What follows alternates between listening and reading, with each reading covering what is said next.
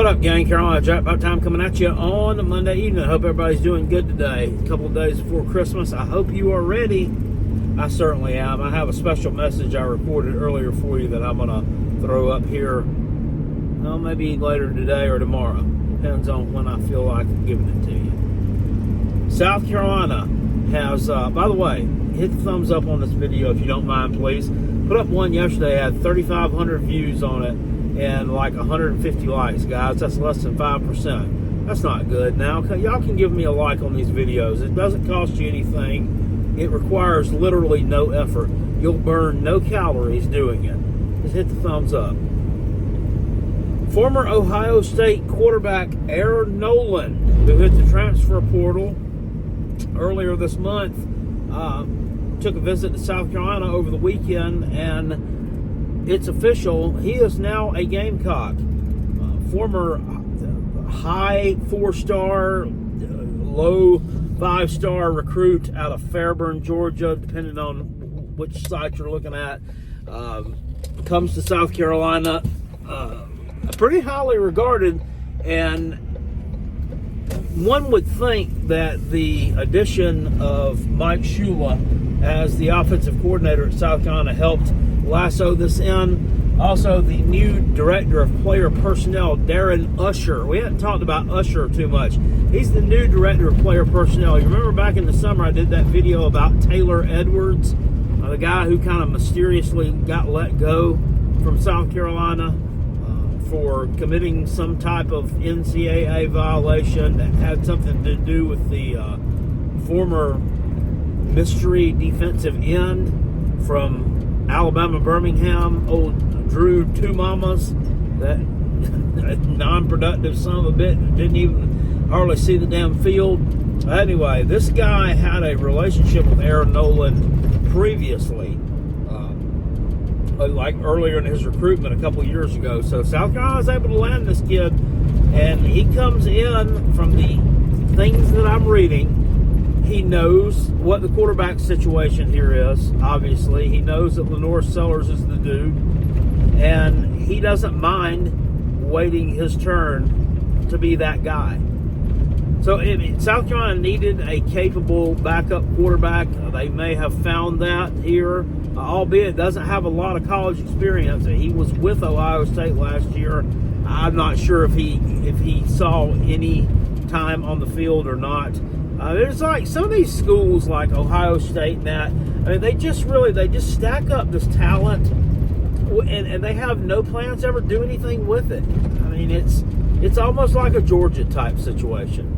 And they're just stacking them up, and I mean, you know, would Gunnar Stockton have ever? I mean, he emerged in that SEC championship game? Would Gunnar Stockton have seen his time had Carson Beck not got hurt?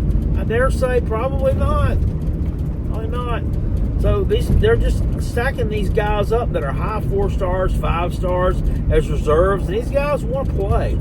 So that's a good thing about this transfer portal. These guys can get out from under this leash of these elite programs where they're not going to see any playing time, and get to a program like South Carolina who's trying to get better, who's trying to turn the corner, trying to become a consistent program, and see playing time, and potentially earn a chance to start. This makes me wonder what South Carolina, and especially with Mike Shula and Beamer, what they think of Dante Reno, the kid that's from, where's he from? Massachusetts, Rhode Island. He's one of the damn cold places like that. I mean, is he going to get a shot too? I mean, because they keep on bringing in transfer portal folks, and Dante's been on the roster for 2 years now, I think. Maybe just the 1 year.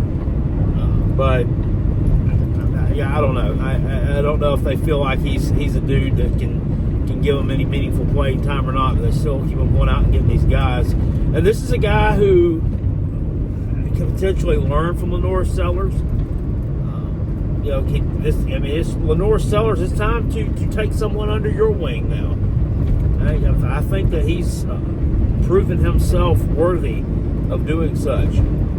So it's time to let someone take a seat under Lenore Sellers' learning tree, and it might be this Noland kid. I'm excited about this. I mean, it's not often that we've had two really, and he has a high upside. I mean, he may be, an absolute joke. I don't know. It may have his 4 or 5 star rating may be totally unwarranted, and he just may be no good. But we'll see. Sometimes a change of scenery is what a kid needs, and I'm frankly surprised South Carolina was able to land this kid. He was a big name. I think Clemson recruited him. Of course, we know Ohio State did, and they were the ones that were ultimately able to land him. But the guy wants to play, and he obviously didn't feel like Ohio State was the place for him. Nothing wrong with that. It's not the place for a lot of people. Not the place for a lot of people. Especially not the place for Tennessee. Especially not the place for Tennessee to go win a football game. We definitely know that. South Carolina also picked up today a commitment from a transfer linebacker. This kid's from Florida State. Florida State, boy, Mike Norvell, man, he's got to be punching air right now. They've become a farm program for us. When we took Gilbert Edmonds back from them last year, after we let him go down there and play around with them for a year and play grab ass with them, he comes back to South Carolina. And then we flipped back Malik Clark, the kid who I made the video about in the summer when I was in Pennsylvania that committed to them out of Rock Hill High School. But then young Malik realized that Florida State's a shithole, and he wasn't going to be successful there because they weren't winning games. So he decided to come to the University of South Carolina, which I think in his heart and soul he knew was the right decision to make the entire time. But things definitely looking up for South Carolina. Shane Beamer they're working hard behind the scenes. I knew this kid was in for a visit, but I didn't think anything of it. Now, here's the thing. We'll have to make sure that it sticks. Because we saw what happened the other day. We got kind of excited with a young man, Andrew Jones, who committed from Grambling State, and then he immediately turns around the next day and flips his commitment to douchebag Lane Kiffin and Ole Miss. Potentially said because Ole Miss is closer to home. Well, motherfucker, do you not have an atlas? Did you not know that South Carolina was a long damn way from home when you visited and committed to it? And that Ole Miss had already been talking to you. He went there for a bag. And now, from what I understand, he's trying to line up a visit to go to Oregon. This is not, you can't make this shit up. From South Carolina to Ole Miss, and now may potentially make a visit to Oregon. Yeah, he really cares about getting close to home.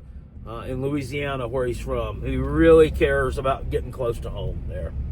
Oregon is about as far from Louisiana as you can possibly get, so without going to Alaska.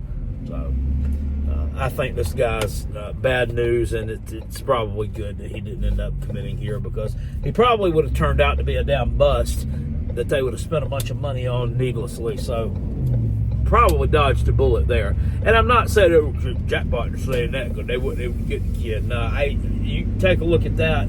You read between the lines on that one. That guy was bad news.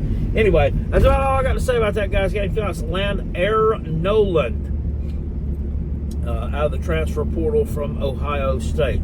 I'll see you guys later on. Appreciate you. Peace, and I'm out of here. Go Gamecocks.